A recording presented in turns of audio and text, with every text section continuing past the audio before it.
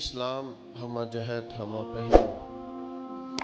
اور اپنے دامن میں بے شمار لاتعداد وسعتیں رکھنے والا انتہائی خوبصورت اور بامربت دین ہے۔ ہوتا یہ ہے کہ جب دین اسلام میں بے پناہ وسعت پائی جاتی ہے اور ہر پہلو پر دین رہنمائی کرتا ہے تو بعض لوگ یوں کرتے ہیں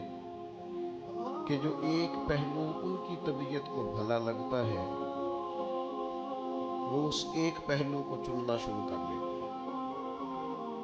جو ان کی طبیعت کے مطابق ٹھیک ہوتا ہے اس کو اخذ کر لیتے ہیں اور پھر اسی پر دلائل جمع کرتے رہتے ہیں،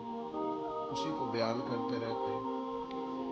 اور دوسرے کسی اور پہلو پر نہ توجہ دیتے ہیں۔ اور اگر کوئی شخص کسی اور پہلو کو چھیڑتا ہے تو بجائے اس کے کہ کسی کی بات کو، علمی بات کو غور سے سنا جائے، دلیل سے قبول کیا جائے، ہمارے ہاں رویہ بڑا سخت اور تلخ ہو جاتا ہے۔ نیکی، تقوی اور پرہیزگاری کا بھی لوگوں کا اپنا اپنا معیار ہے۔ کچھ لوگ کہتے ہیں جناب میں چونکہ عشق والا ہوں، میں چونکہ پیار والا ہوں، چونکہ وارفتگی والا ہوں، لہذا مجھے آپ نہ کہیں کہ پابندی سے نماز پڑھ، مجھے آپ یہ نہ کہیں کہ سنت اور شریعت کا خیال کر۔ عشق پورے عروج پہ ہے،